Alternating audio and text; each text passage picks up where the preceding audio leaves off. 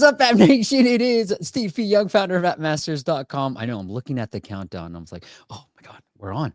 Here every Friday to break down what's really working in the app industry, because I bring on the best guests in the industry to really share their knowledge and help you grow your app downloads and revenues.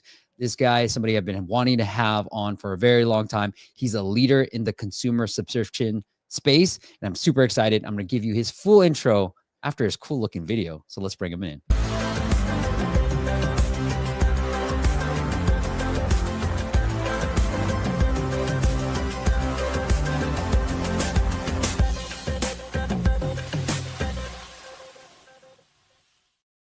Carter, welcome to the show, my friend.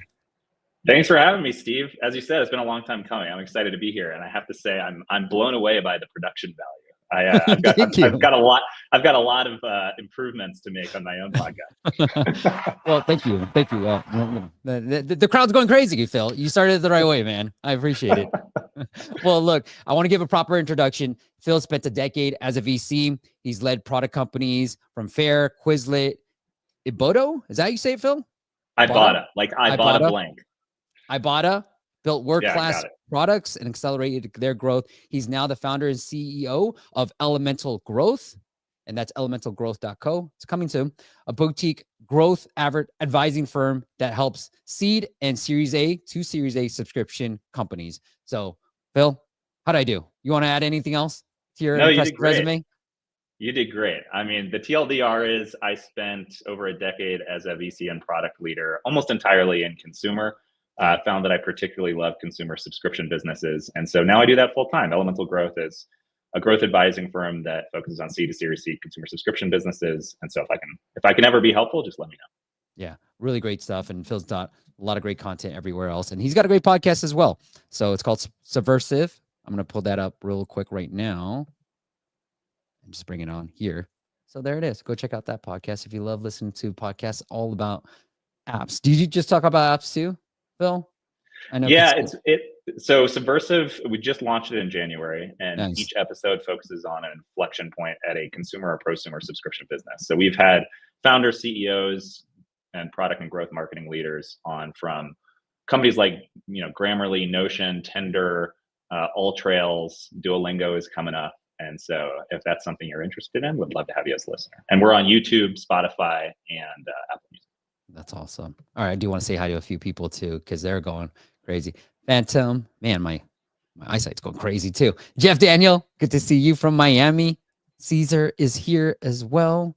Crypto Crunch, Dimitri, is this Maroc? Is that how you say it? Maroc.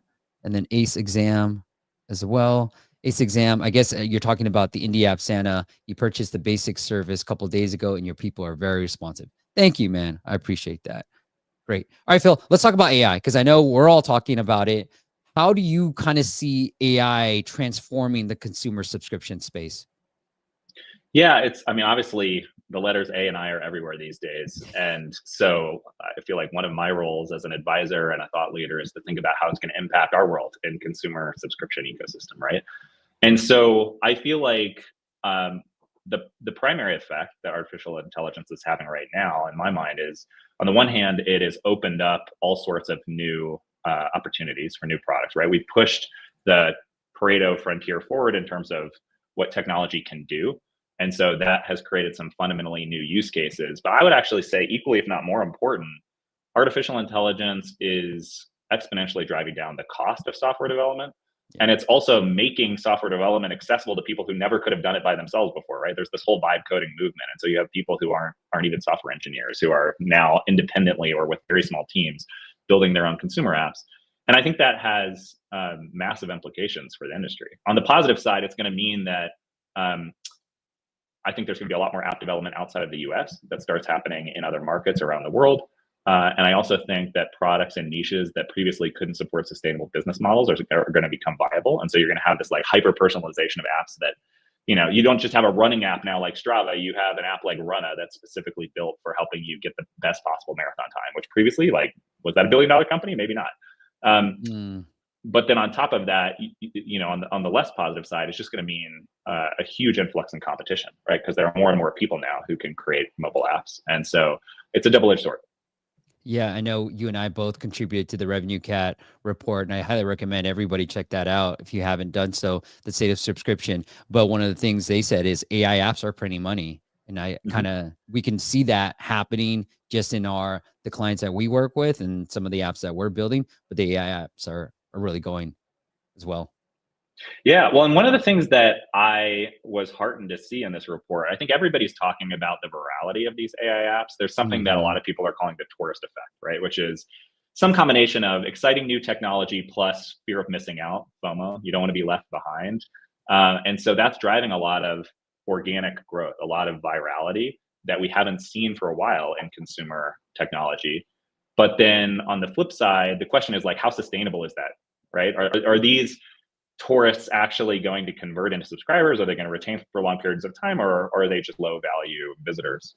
And so one of the things that was interesting to me in the 2025 report that Revenue Cap put out was that the retention rates on these AI apps are actually higher than average. Now, will that remain the case? I don't know. We'll see. But so far, so good.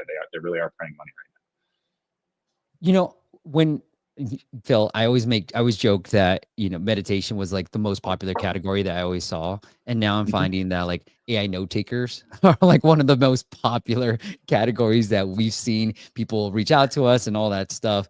How do you kind of see from like just maybe the B2C side, how AI is shaping out to be? Because, the way I see things is that, yes, most of the power users like you and I probably can get a lot of things done through ChatGPT, but a lot Mhm. of normal users might not be able to. So can you take, and this is what I kind of got, I listened to Zach, who created Cal AI on the My First Million podcast, and he's saying like, take something that people are always doing, something used to, kind of like what Mhm. you talked about with Strava, and put some AI on it and make it into Runner. And that's sort of what he did. He's like, he saw a lot of calorie tracking apps, but then he just used AI on top of it. Yeah.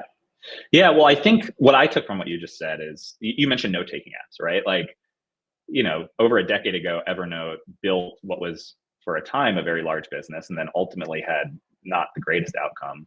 And I think part of that was note taking started to become somewhat commoditized. And even though Evernote built a beautiful product and was sort of best in class, there were so many cheap or even free substitutes that they didn't achieve the multi-billion-dollar outcome that I think they had at one point set out to achieve. I think this goes back to the point I was making around there's going to be this bimodal distribution, I think, that emerges in consumer and prosumer subscription, where the rich are going to get richer. The category kings are just going to continue to dominate because they're able to move faster on some of these frontier innovations that AI opens up than like a brand new startup.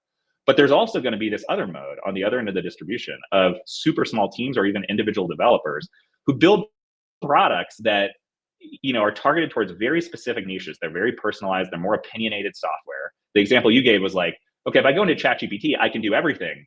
And that's great, but it's also intimidating because like, where do I Yep. even get started? And so Yep. if you're smart, you can build a note-taking app that's very opinionated, not for everyone, but like for a very specific, for a podcaster, right? I'm a podcaster and I want to automatically take notes and then I want to be able to translate those into show notes afterwards. Like that's a much more opinionated use case. Probably not a billion-dollar company, but if you're smart about how you structure the company and how you finance the company, then it could still lead to a great outcome. But that's the key. You can't go raise a $10 million Series A around the way you might if you were trying to build the next Strava, because it's probably not going to be that sort of an outcome. I love it. Hey, Phil, I want to get into the subscription value loop a bit Yep. too. Can you talk a little bit more about that? Did you coin this term, Yeah. Phil? Because I've only associated you with this term, by the I did. way. It's my Okay. claim to fame, and it's one of these where I will throw myself under the bus. For those who watch Silicon Valley, I don't know if you remember the conjoined triangles of success.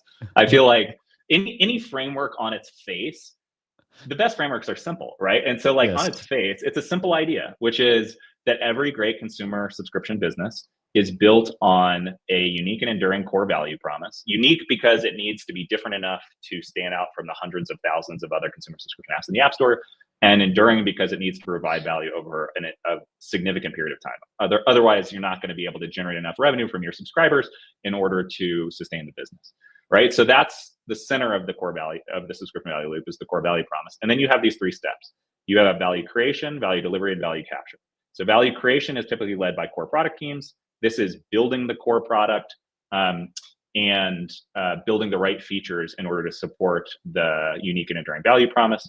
You have value delivery, which is led by marketing teams, growth product teams, and in the case of B2B products, also sales teams. And so that's all about cost efficient distribution of the product. And then you have value capture. And this is the one that I think gets most often overlooked, especially by early stage startups, which is making sure you're converting the value from your product into enough revenue that you can actually reinvest in product innovation and paid marketing campaigns. And so then over time, those three steps drive LTV over CAC ratio up. That's customer lifetime value over customer acquisition costs. They drive payback period down, which means you're able to just spin the loop faster and faster. The business is able to grow faster and more efficiently. And that leads to a lot of good things. And actually, if you go to the Lenny's newsletter guest post I wrote on the subscription value loop, there'll be a much better image. Yeah, that first one right there. Just scroll down a bit and it'll be in the middle of the post. Keep going. Keep going. There you go. Right there.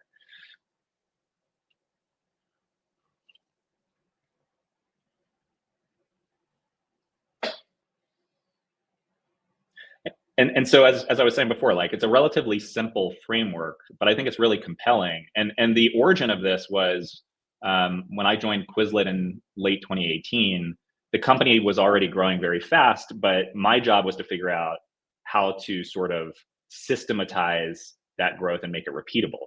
Right. And so over the next few years, I found that we were using these words like, well, the core product team, they should be creating value. And the growth product team, they're more responsible for distributing that value and then capturing the value through the right monetization strategy.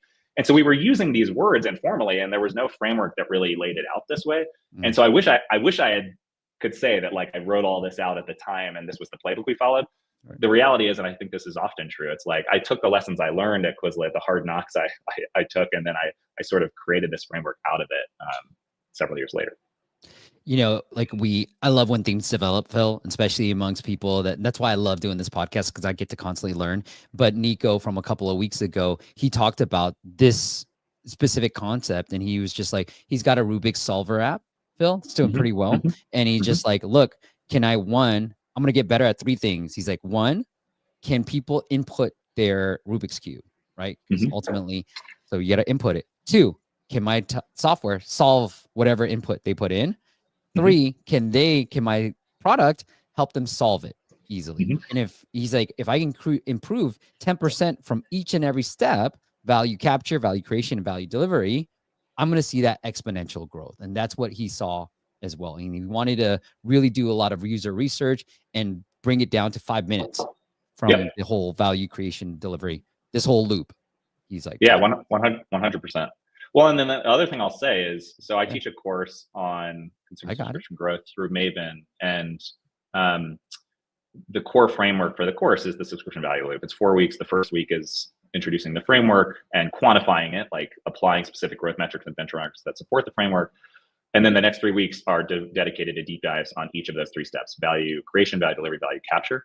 And one of the things I talk about in the course is examples of companies that have done each step particularly well, but then also examples of companies that have stumbled on one of these three steps. And I think the key point is, even if you're great on 2 out of the 3 steps, if you really get one of them wrong, that becomes the bottleneck that throws the whole loop out of whack. And I'm actually happy to present an example of this if it's helpful. I don't know if you want me presenting or not, but bro, I would love that. I was going to ask it, so I'm glad you brought it up. Yeah, let's do it. Let's do it. Where do you want me to go? Let me see. Let me just see if I can share my screen. You can. Yeah, here we go. This live streaming thing is new to me, but I like it. All right, can you see my screen okay? You want me to bring it up? Are you ready for me to bring it up? Well, so I'm presenting it. Is that showing up? Or yeah, there we go. Yeah. Perfect. Yeah, so these are the 3 examples I give. And look, I'm not trying to throw any of these us. There have been hundreds of examples of companies that have stumbled on these 3 steps. But I think these are 3 fairly good examples. So Chegg is obviously was at one time the one of the largest, if not the largest and most valuable company in the ed tech space. Very, very good marketing company. Their core product offering was really around originally textbook rentals, and then they shifted their business model towards online textbook explanations, right? So if you're stuck on a homework assignment, or if you're preparing for an exam and you want to be able to jump into your your software engineering problem set or your medical school exam prep, then you go on Chegg and you look it up in whatever textbook you're studying from. The problem was after they rose to a $10 billion plus valuation during the pandemic, right? Because people needed remote learning tools.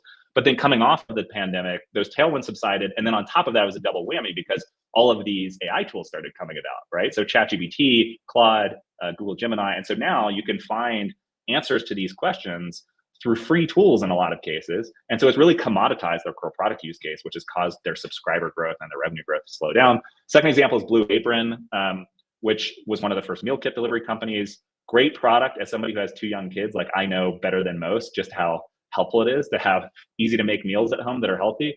But they were very dependent on paid advertising for growth, which is true of a lot of consumer subscription businesses.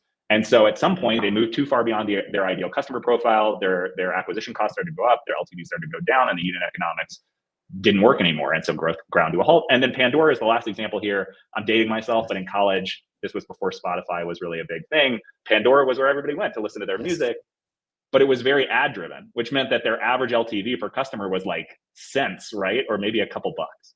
And so then Spotify comes along with a subscription business model, and it took them longer to grow. You can see the curves on the slide.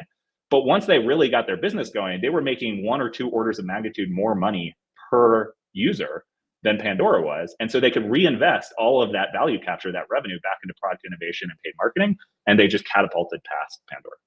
Yeah. I love these examples too, though. I love it.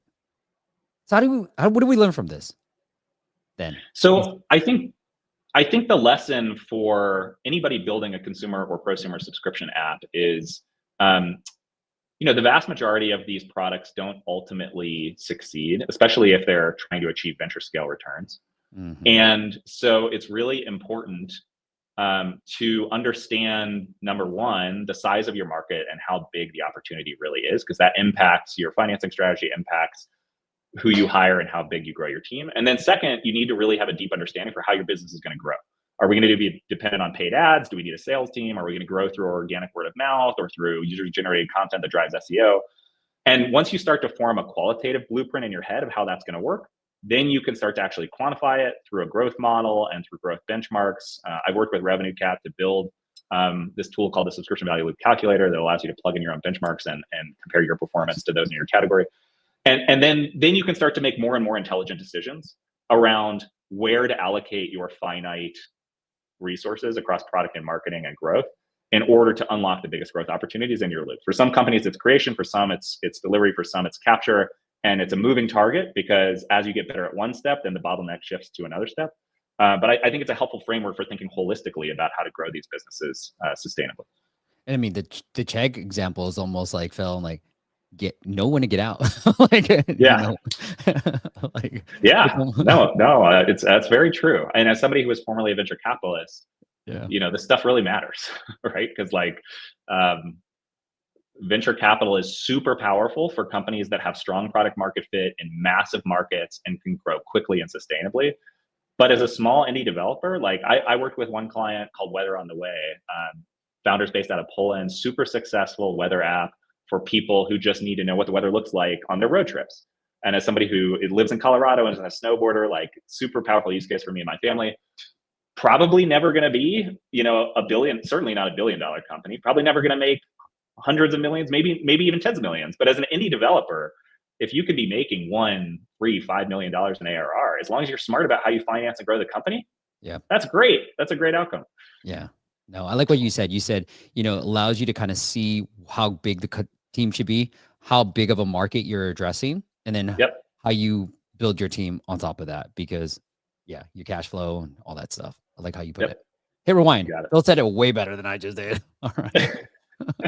I'm doing my best to keep up with you, Steve. No, this is good. Hey, Phil, I want to move on because we're so keen on this AI. And a lot of people have talked about the top of the funnel and using AI for growth, but I want to talk about maybe the middle of the funnel, because I'm hearing, insider info, and probably you and I run in the same circle, so we're hearing the same things. But how do you think AI is going to affect the more of the bottom funnel, like retention, conversion? Where do you see that space going? Yeah, I think I'll start with where I left off before, which is because AI creates all of these new opportunities to build compelling product experiences, it should positively impact retention.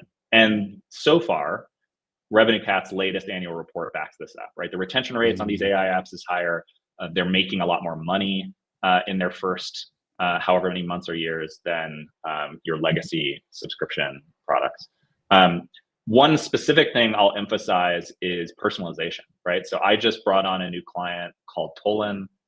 They have sort of this AI companion in the form of an alien that they call a Tolan, and it can do all sorts of things. It can support your day-to-day activities. If you just need help getting through the day, you want to be more productive, mental health and wellness support, things like they had a viral TikTok video around cooking. It was this Gen Z woman who is trying to create a dish with squash, and she has no idea how to do it. And so she asked her Tolan in a playful way. How do you spell her Tolan? alien, Tolan. And so, what's interesting about this product is it's only 18 months old. It's very new, but it's grown incredibly fast. And part of the secret to their success is just it's so personalized, right? This AI companion can really do so many different things for its users, and it's context aware, and so it gets better and better at understanding who you are and how it can help you. And I just started working with them, right? And so like I'm new to the product, but it's already impressive to see what they've done around personalizing the experience for users in a way that wouldn't have fundamentally was not possible even a year ago, let alone 2, 3, 5 years ago. And so that's one way in which I think retention is really going to go up with products that are built the right way, because they're not being built for a monolithic user now. They're being built for Steve Young, for Phil Carter, right? On the other hand, the downside to AI with regards to retention goes back to what I said before. It's just going to make competition even more ruthless. I just had Jacob Eiting, the founder and CEO of RevenueCat, on my podcast to talk about the latest subscription apps report. Yep. And he said at the end of the episode, like, everybody's just going to have to move faster, right? Like the bar for how fast you're going to iterate on product cycles and get new features out there, it's just accelerating exponentially. And so that can negatively impact retention if you are not a category king, because there are just going to be so many substitutes for your product, and it's going to be harder to hold on to users. It could also put downward pressure on pricing, right? Because even if your product is the best product on the market, if you're charging twice as much as your next best competitor and they're 90% as good, then a lot of customers they'll say, hey, it's good enough, and I'm going to pay the lower price. Yeah. I love it. I mean, there's so much complexity here, and there's so many areas I can take this, Phil. But as you're talking, I'm just reminded, because I'll talk to a lot of people and like, what's happening here? And they'll be like, why is growth stagnant? What's, what can I do? What am I missing here? And I'm like, look, this is fucking hard, right? Like, even if the examples you had up here, and I'll bring it back up, it's these companies were the darlings, they were amazing. And at a given time, like, I can't see the years, but if you were in, let's say for you and me, maybe 2001, right? We loved the Pandora, right? And I loved Blue Apron back in like 2005, 6 range, and they were the darlings. But everything's hard, right? Even if you get to this size, it's still. Well, and to further illustrate that, because this just happens to be in the same slide deck. So, nice. Apple and Google. I didn't expect to go into this, I promise. But as long as we're talking about it, I've got some visuals that can back it up. So, Apple and Google really introduced subscriptions into the app stores a little over a decade ago, 2011, 2012 timeframe. And so in just over a decade, we've seen an explosion in consumer subscription apps to the point where there's now more than 100,000 of them out there across the 2 app stores. Wow.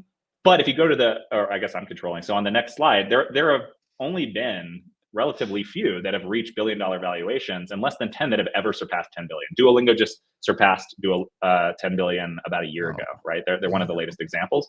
And of all of these 30 companies, right? So out of those 100,000 plus consumer subscription apps, there have been about 30 right now that are sitting at billion-dollar plus valuations. And those 30 are confined to just 4 categories: media and entertainment, health and fitness, social and lifestyle, and education. And then to the point you just made, even the ones that have gone public, so Dropbox, Spotify, Bumble, Duolingo, Grindr, these are some of the consumer subscription apps that have gone public over the last 5+ years. they've still seen huge amounts of volatility. And so this comes from GP Bullhound. Eric Crowley is a partner there, and his team does a lot of this analysis. But what it shows is these lines are like the revenue multiples, so trailing 12-month revenue, enterprise value over trailing 12-month revenue. And what you can see is there was this huge spike during the pandemic because you had all the stimulus money that went into giving consumers more money to spend, plus they weren't able to travel or go out to restaurants as much. And so it drove a huge spike in digital purchases. But then coming off the pandemic, all of that reversed. Yeah. And as a result, you saw these multiples go way down, and they've started to climb back up again in the last couple of years. And I think AI is really propelling a lot of new innovation. But it goes to your point, which is just, this is really, really hard. And that's why I think it helps to have some of these frameworks and benchmarks and tools to just provide founders who, for the most part, are building great technology and great products, but they don't necessarily how to grow their businesses the most efficient way. Just arm them with the right tools. Yeah. Yeah. And like, for me, it was like, hey, it's hard. Like, don't feel bad about yourself. You're just going through, this is business and this is what you signed up for.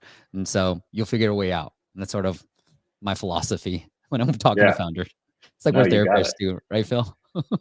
Yeah, that is part of it. I mean, I've never gone all in being a founder, but I've built a couple of my own apps as sort of side projects, and it's really hard. Like, it's such a brutally competitive world out there.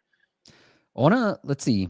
I'll let you pick, Phil. I've got a couple areas that I want to take this. Either talking about how indies, because a lot of our audience are going to be more indies and founders, and how AI can leverage them, or talking about what you contributed to Revenue Cat about optimizing onboarding flows.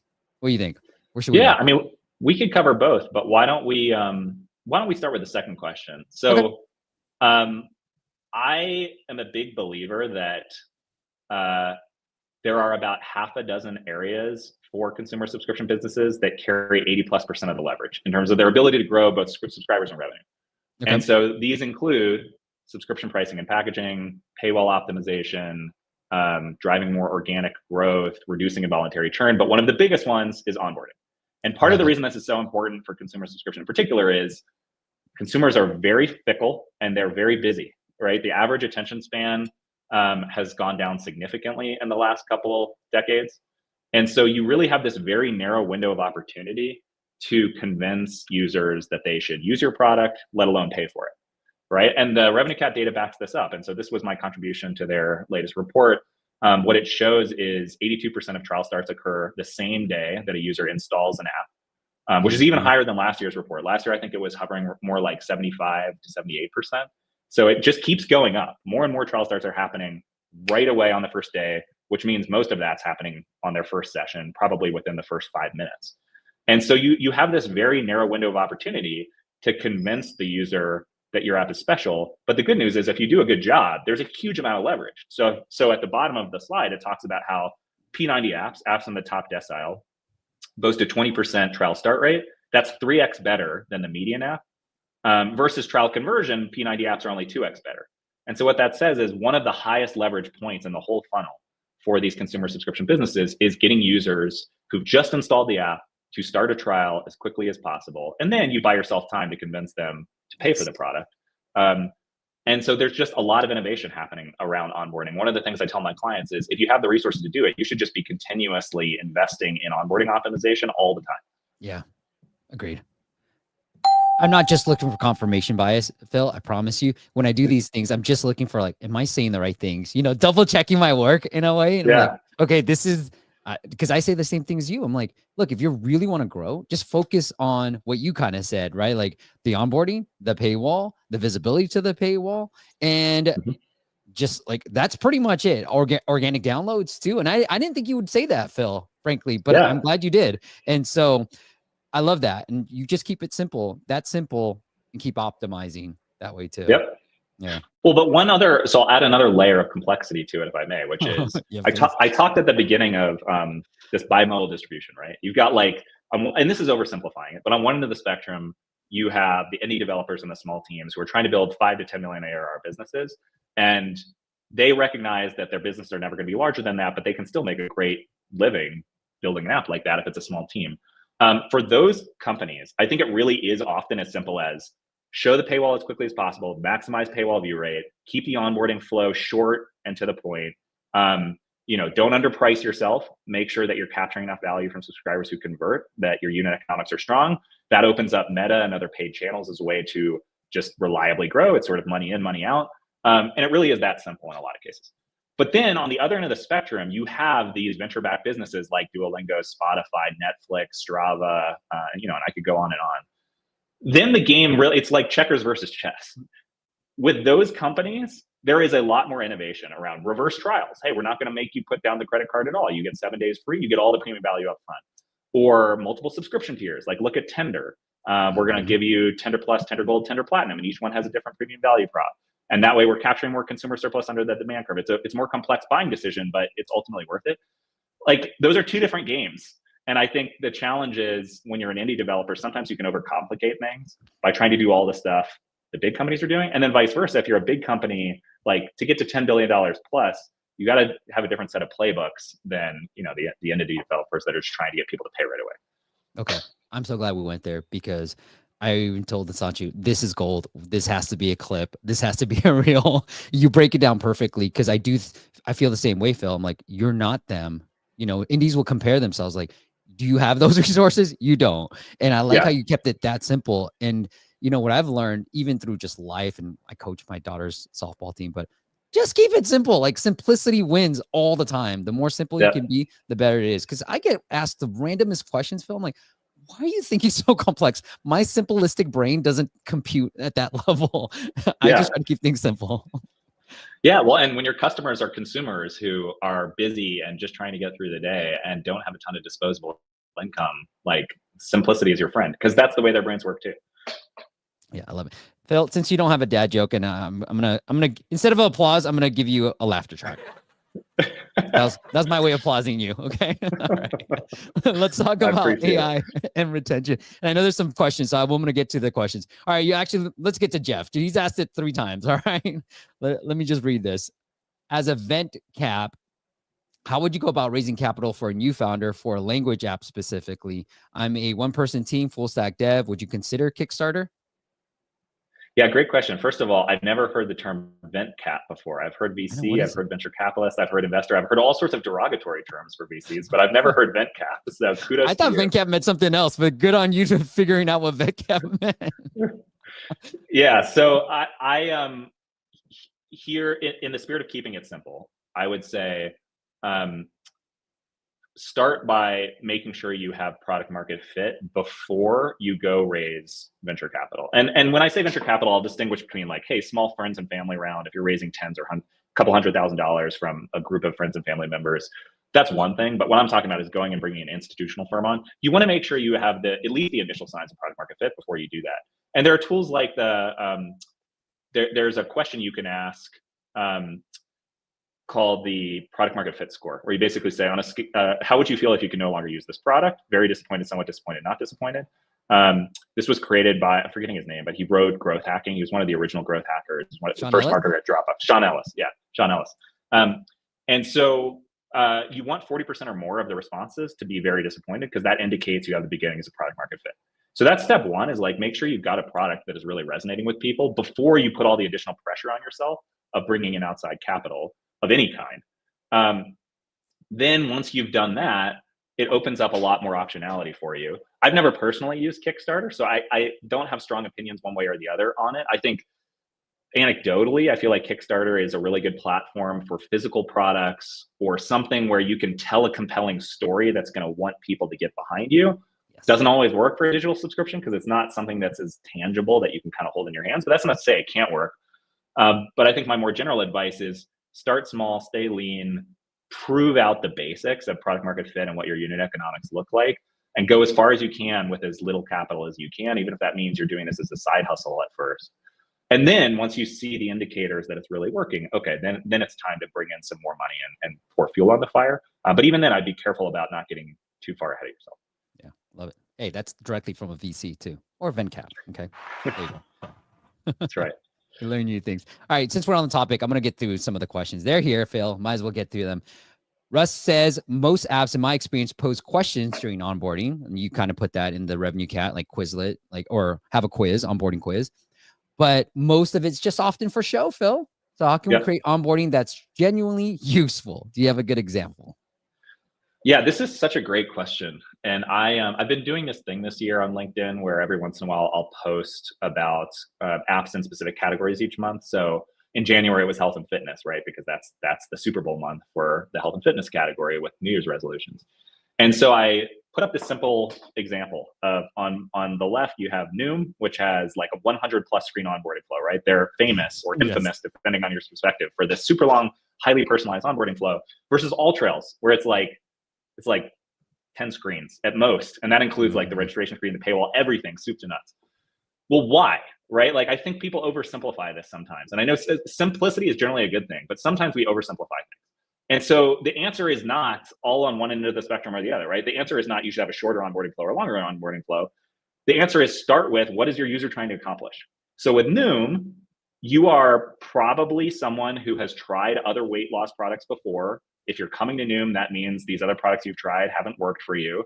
And so Noom's relatively long, highly personalized onboarding experience, it's not just for show, right? They are asking you a lot of questions that help them to more deeply understand you as an individual user. And particularly now with AI, craft a customized weight loss plan for you and be able to better project how much weight you're going to be able to lose over what time period. And that leads to higher trial start rates, higher conversion rates, and a better business model. AllTrails is on the other end of that spectrum, right? If you're downloading the AllTrails app as opposed to just searching for a local trail in your area on web, that means in all likelihood, you are already outside, you're on the trail, you're ready to get started, either as an individual or with your friends or family. So the last thing you want is all the friction of having to like go through a super long onboarding experience. You want to be able to just jump in and start recording your hike. And so AllTrails' onboarding flow is really short. And this is the visualization of that. You see AllTrails is just much smaller than Noom here. So I think you got to start with what does your customer want, and then build your onboarding flow as an extension of that to more directly answer the question around like how many questions should you ask and how do you make sure they're actually driving value. I think once you understand your user's intent, it's much easier to sort of intuitively know what questions are important, and then don't ask questions that are just wasting your user's time. I love it. Yeah. I had to find it, Phil. This is what I do. You know, That was find great. the article. Yeah, find the post. Look, Phil's a great follow on LinkedIn, so definitely do that. But here's where I was able to find it too. But yeah, this is the visual just really speaks volume. Like when you say I hundreds, know. you actually see how long did this take, Phil? That's insane. Yeah, it took me about 25 minutes, and my guess is I probably wasn't. I haven't dealt with a lot of weight issues, and so I probably wasn't even the longest version of the onboarding. Oh my God. Phil, can you go back to that one slide where you had the subscription apps? I want to know how long that slide took too, with all the logos. This one, I can't claim credit for this. Oh, this one. This comes from Lazard. This is a 2022 Lazard consumer subscription report. So this was a copy paste. Well, that's insane. All credit goes to them. They probably had things. They probably had a 22-year-old analyst working until 1 a.m. building this over the course of a week. Although now you could just do it with AI. Yeah, I love it, man. That was awesome. That was a great question. Thank you. And then Phil, look, I think I'm getting a little bit envious of you. Okay, I'm getting jealous. I'm gonna have to end this soon. You're getting too much love. I was. That felt like a great opening for a dad joke, which I feel like I dropped the ball on. But I didn't get enough sleep last night. My brain isn't working fast enough to come up with one on the fly. And then this move is pure gold. Jeff, I'm assuming that you're talking about Phil being pure gold for that too. I love it. Okay. I'm going to go into all questions. How about that, Phil? I'm going to go into the audience questions. Let's do it. This one, we were on the topic. Abdullah says, subscription funnel ends after first session, right? I think subscription funnel ends at the first session. How do you leverage AI to convert users after the first session?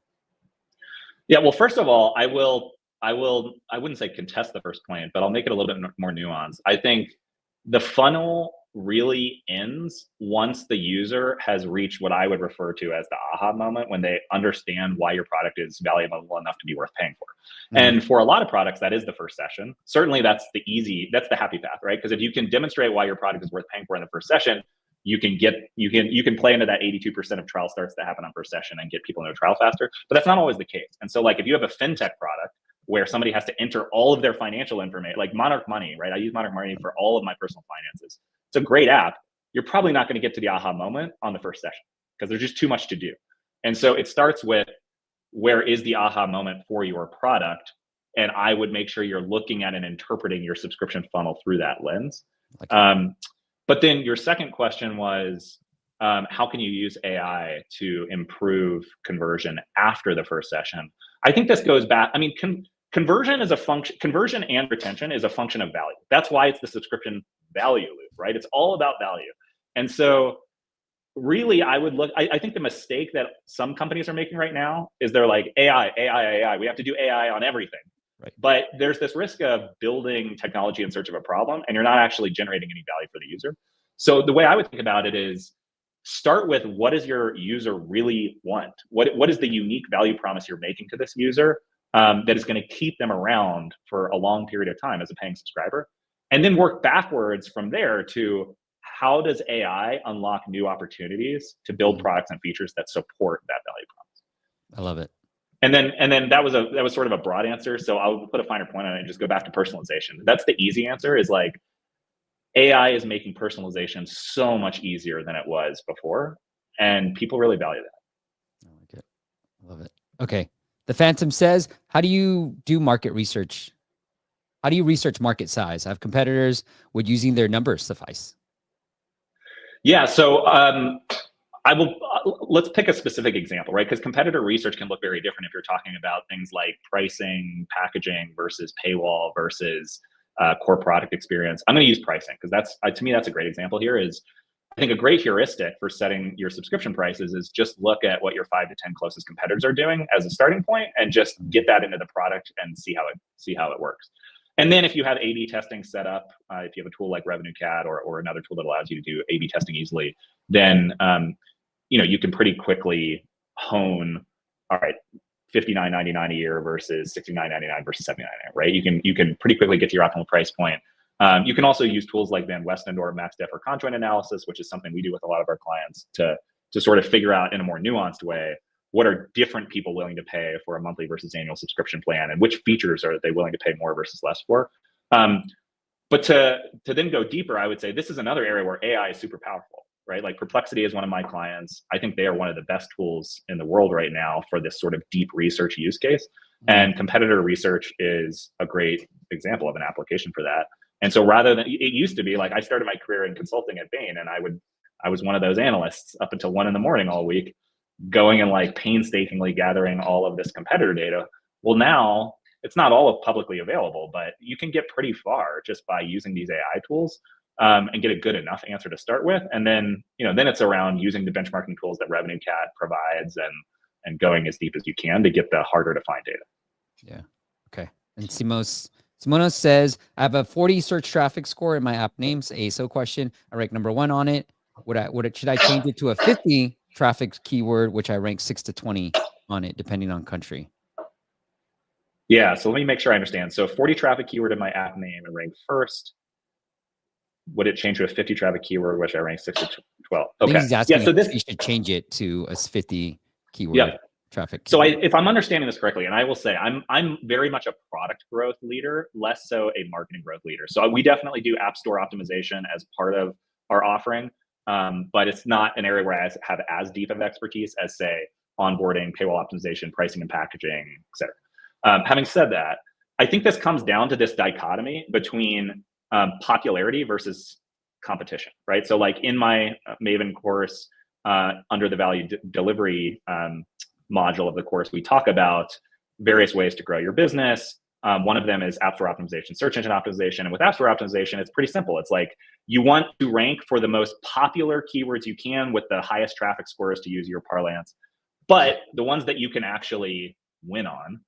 And so it's hard for me to answer a question like that without getting into the data and really understanding the nuances of who are you competing with, how defensible are those brands against yours? Can you differentiate well enough against those competitors who are currently ranking higher than you for the higher popularity keyword by telling customers the right messages? So in the abstract, it's hard for me to answer that, but I think you're thinking about it the right way, which is start with the lower competitive score keywords, get a foothold, make sure that you've got a solid floor of traffic that you're generating through the app stores, and then start to swing more and more for the fences with these higher popularity scores, but know that it's going to be an uphill climb because, the bar just gets higher. Yeah. I agree. I wouldn't change it too much. I would slowly try to test it. a month. And then what you can do is try to even run Apple search ads for that 50 traffic keyword and just bid aggressively on it and see what that tap through rate would be, that conversion rate would be, just to get a sense of whether that ranking number one for that keyword would be effective for you too. That's a way for you to sort of balance it out and test it before changing your metadata. Yep, I think All that's right. spot on. Cool. Jeff says, I love this. I got to reach out to you both individually. Thank you. Oh, And thanks, then Jeff. let me see. I think we answered most questions already. All right. The Dion has a good, or Joseph. Okay. I talked to Joseph. It's good to see you, Joseph.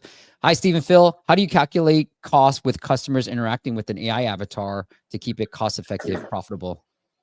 Yeah, I'm so glad you asked this question, because one of the things I probably didn't talk enough about earlier, I think I alluded to it, but when you think about legacy consumer subscription apps, in many cases, the marginal cost to serve a subscriber was zero or close to zero, right? Like, you've got app store fees and you've got server costs, but unless you're serving a physical product like Stitch Fix or Blue Apron, your marginal costs are very, very, very low. That is not always the case with these AI companies, because they have these underlying compute costs because they're paying the LLMs. This is why DeepSeek was such a big deal, because the cost of the underlying LLMs is, there's sort of this race to the bottom, and that is going to ultimately benefit companies in the application layer that are building off of those underlying LLMs. But there are still real costs associated with this. I mentioned Perplexity as a customer, Gamma as a customer, and so they both have to think about this. So the way I would be thinking, and this is the next blog post I want to write, although I just don't, I'm sure you can relate, Steve. It's like, Yes. I just don't have enough time in the day. I'd rather just do this, Bill. I'm like, let me just talk to somebody and then just record the video, and somebody transcribes it for me. Yeah. I agree. Yeah, podcasts are so much easier than writing a good blog post. But the way I would think about monetization strategy in the context of a business that has real underlying costs associated with serving their product, it's got to look different, right? And so this whole model of, we're going to have a single subscription tier and it's like $10 a month, $100 a year, like, that has been the story for the last decade. I think that's going to change, and it's why you see more and more consumer subscription apps. This was in Revenue Cat's latest report as well, like offering lifetime plans at a really high price point, offering in-app purchases that can supplement the subscription. Like, the dating category with Tinder and Bumble have really innovated in that area. Gaming is where it all started, but there haven't been as many other categories that are doing that. I think that's going to start to change. And then you're also going to see higher price subscription tiers that take advantage of the AI features. So I think you're already seeing this with prosumer tools, like Notion is a good example, where you get the base features for one subscription price, but then if you want to use the AI features, you have to pay a much higher price, because you're incurring costs for the business every time you use those AI tools. And so I think you're going to start to see more and more of that. Yeah, I like it. Okay, let's do this. I'm going to go through some of the questions, Phil, and then we'll end with that. We'll skip the app audits. I promise to those who reach out for the app audits, I will get to them next week. So Paul and Hassan, if you guys are here, I apologize, but I promise you I will get to them next week. We're going to have a solo episode, but I want to make sure, since Phil's here, we answer all the questions. Dion says, apologies if this was already mentioned. What are 3 apps that do survey onboarding really well? So maybe there's 1 or 2, Phil, that you can mention. When you say survey onboarding, I assume that means these sort of, I call them onboarding quizzes. It's basically like, 5 to 10 questions in most cases, 50 in Noom's case, but that help you personalize the experience. So companies that do it really well, I mean, I already mentioned Noom, and like, it's easy to poke fun at them just because their onboarding flow is so long, but clearly it's worked for them in a lot of ways. So I think that's one example, but it's an extreme example in a category where that actually makes sense. I think other categories where that makes sense, fintech, right? Because it's a high stakes, they're dealing with your money and your financial well-being. So health in certain cases makes sense having a longer onboarding flow. I think Noom does a great job of that. In fintech, I would say, I don't know that Monarch has a super long onboarding flow, but you can probably find examples of fintech companies that do more personalization. And then in the sort of more short to mid-range, I'm biased because I'm an investor in this company, but Ladder is a strength training app that's growing really fast in the fitness space right now. They have taken it to a whole nother level. They have an onboarding quiz where they can actually predict the LTV of every customer based on the responses to each onboarding question, and then they funnel that information back to the ad networks to optimize their ad campaign spend. I had the founder and CEO, Greg Stewart, on my podcast a few weeks ago, and he talked a bit about this. So they're a great example to check out if you're looking for a company that does these onboarding quizzes particularly well. Those are probably a few of the best examples that come to mind. I love it. All right. Rafiq says, for a new startup, how long should you test different pricing models, i.e. like weekly versus monthly?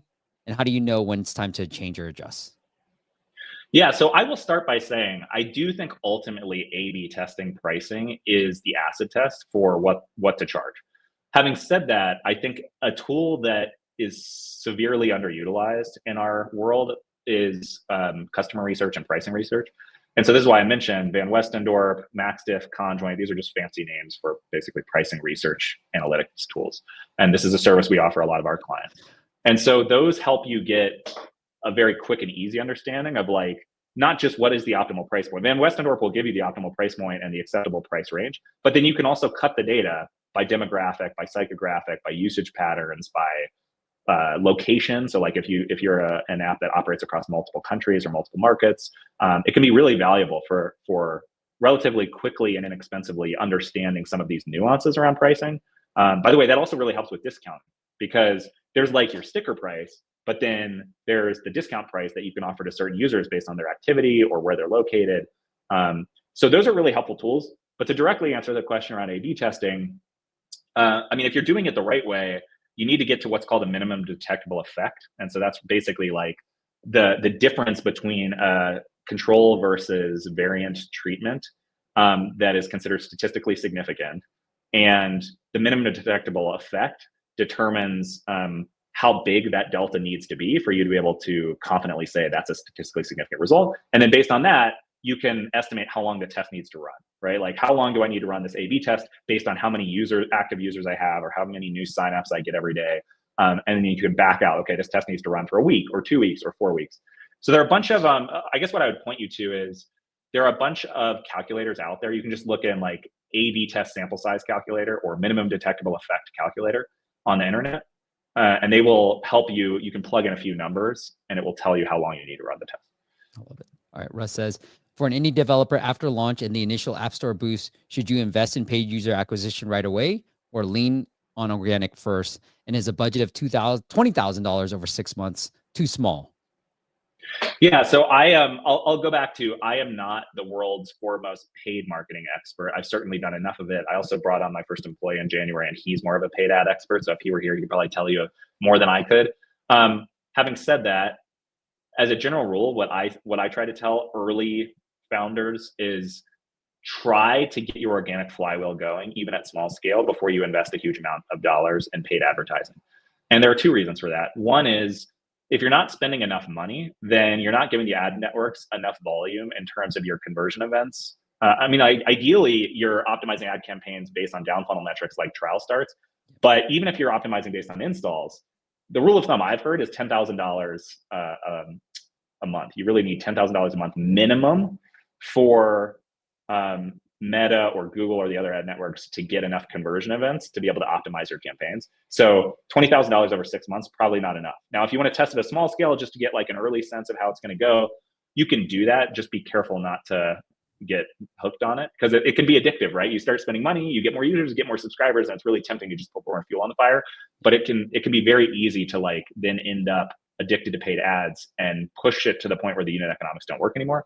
So start with organic, push organic as far as you can. Then once you go paid, focus on one channel first. Like don't go across too many channels because you won't have the budget for it early on. I would say pick one channel. If in doubt, choose Meta, right? They're the largest. They have the best tools in terms of like being able to really customize your target segment and get one channel working. And then once you really have one channel working, the unit economics are sound, then you can start to go to your second and third channel. Yeah. I'll add few things too, Phil. We are running a lot of paid ads for a lot of our clients, and we're seeing that, we have one client. So 20,000 is about $3,333. But I think it's enough to get going on Meta too. We have seen that sometimes install campaigns work just as well as trial start campaigns. So play around with it. I normally, and this is why I like having this, so you can hear differing opinions. I normally like to start off with the smaller budget on ASA, Apple Search Ads, because with Meta, with Apple Search Ads, I don't need creatives. So Meta creatives is the king. So if you're an indie developer and you don't have the resources to pump out a bunch of creatives, I like to generally start with Apple Search Ads too. But I do lean on, I put a little bit, like we just launched an app last month, Phil. We did put a little bit of spend. We put about $1,000 on Apple Search Ads, and all combined, we spent 1,000 and we made about 700, which I'm I'm thrilled about, because not thrilled, but I would like to be. I'm like, okay, this is good signs. Like people are paying if I drive downloads. So, and I just need to work out the math now. Yeah. Yeah, I think that's a great point. And I couldn't agree more. Like Apple Search Ads is a great starter channel, both because you don't need creatives, also because Apple doesn't play by the same rules that it makes everyone else play by. You don't deal with app tracking transparency and SK ad network when you're doing Apple Search Ads, which means you can actually afford to do it on smaller budgets. So for the person who asked, is 20,000 over 6 months enough? Not for Meta, maybe for Apple Search Ads, right? Because you don't need to be past that minimum threshold in order for the ad networks to optimize the spend. So that's a really good point. Yeah, I love it. Okay. Well, Phil, I don't want to keep you any longer, and I got to go because I got to leave, get a haircut. I know there's some comments in there. Phantom, I'm going to give you this. We're going to end it on a joke, Phil. All right. Phantom says, why did the subscription app break up with its users? Because it had serious commitment issues and high turnover. I love it. Go. All right, Phantom. You get email me, steven@masters.com, and I'll hook you up with a free Indie App Santa promo. All right, the website is Phil. Anything else before we say goodbye? I'll do all the plugs for you. Sure. I mean, if you're going to cover the plugs, then I don't need to do it. But yeah, check me out at philgcarter.com. That's where you can find all my other stuff. Yeah, there it is, philgcarter.com. And then you can find the Maven course, you can find the podcast, all that stuff. And just search for, while you're listening to this podcast, Subversive in your favorite podcast app, and you'll hear some great content. The one I want to talk to is the ladder episode. That's the most popular episode to date. So you're not nice.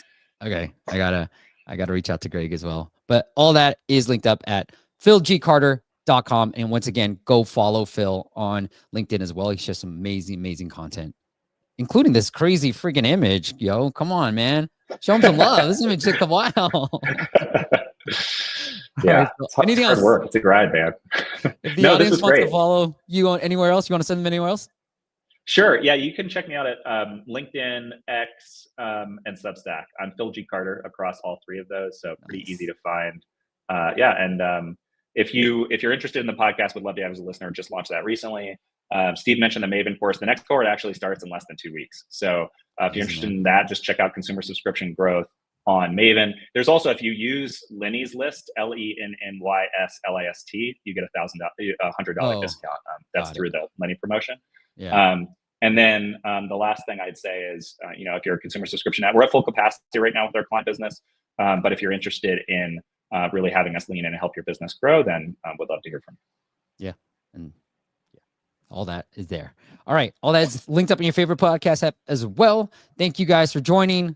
They're enjoying it. Thank you guys. Thank you, Jem, for coming on. Next week, it's going to be a solo episode. I'm going to bring on my head of app growth, Yash, on the podcast, but we're going to do a lot of AMA and then go through all the app audits because we have a long list of app audits that we got to get through. All right, Phil, thank you so much for coming on. Thank you guys for watching.